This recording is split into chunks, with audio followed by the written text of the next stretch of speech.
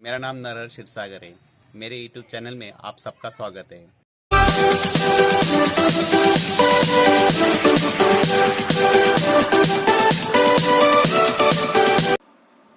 आप सबको नमस्ते। आज का विषय है मातृभाषा की महिमा। मातृभाषा पहले से और आज तक के हम जब इसके बारे में सोचेंगे तो 50 साल पहले और आज व्याकरणिक दृष्टि से बहुत सारा फर्क आ गया है। शब्दों में बहुत सारा बदलाव आ गया है और शब्दों के संसार से बहुत सारे शब्द अलग अलग से हमें मातृभाषा के जरिए सीखने को मिलते हैं। जैसे हम बच्चों को बेसिक नॉलेज देने की कोशिश करेंगे, उसमें से बहुत सारे शब्द हमें जो है अमात्रिक, मात्रिक ऐसे शब्द जब उनको हम पढ़ाएंगे तो मातृभाषा में बहुत सारा बदलाव आने की वजह से व्याकरणिक दृष्टिकोण से हम उनकी पहचान कर देंगे। और जब हम यह स्कूल से और समाज के दृष्टिकोण से जब इसका मातृभाषा का इस्तेमाल समाज में रहते हुए और परिवार में जुड़ने के बाद परिवार की जो भी मातृभाषा है और समाज में आने के बाद एक से अनेक धर्म और समाज में रूढ़ि से जो भाषा रूढ़ की गई है उसके जरिए जब हम मातृभाषा को एक साथ जोड़ने का काम करें तो वो अलग सी भाषा बन जाती है। जैसे कि हम परिवार में जो भी है वह हम अपने घर से सीमित मात्रा में अपने परिवार को जो भाषा हम हमेशा बोलते हैं, और जब समाज में आने के बाद समाज में बहुत सारे धर्म जाति पंथ होने की वजह से भाषा का जो ज्ञान हमें अलग अलग शब्दों का वहाँ पर शब्दों का प्रयोग हमें जानने की कोशिश हम जब करेंगे तब अलग अलग शब्द हमें इस मातृभाषा का जोड़ने का प्रयास किया जाता है।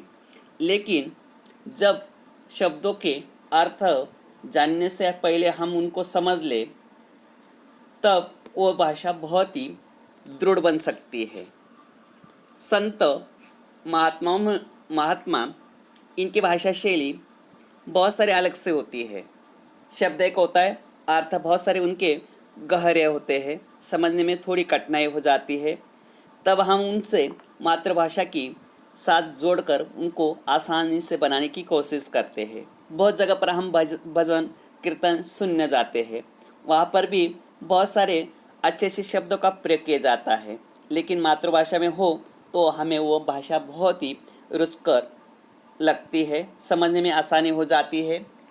कभी कभी वक्तृत्व स्पर्धा होती है, जब वक्तृत्व स्पर्धा में बहुत सारे शब्द और वाक्य रचना के जरिए हम एक दूसरे को समझने की कोशिश करते हैं।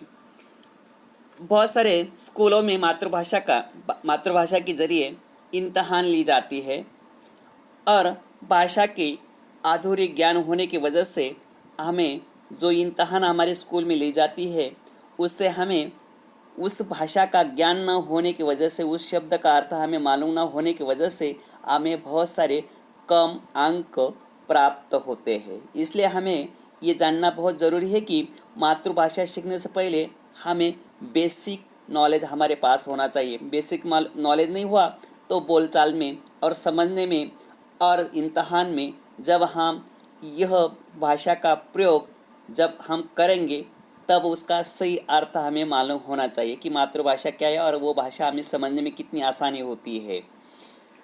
जब हम मातृभाषा का ज्ञान एक दूसरे से आदान प्रदान करते हैं और उसका बढ़ाने का प्रयास भी हम करते हैं, सीखने का प्रयास करते हैं। बहुत सारी किताब हम पढ़ते हैं और किताब पढ़ने के बाद उसमें से बहुत सारे नए नए वाक्य रचना शब्द ये हमें वहाँ से वाक्य रचना के जरिए हम समझने का प्रयास करने का प्रयत्न हम करते हैं।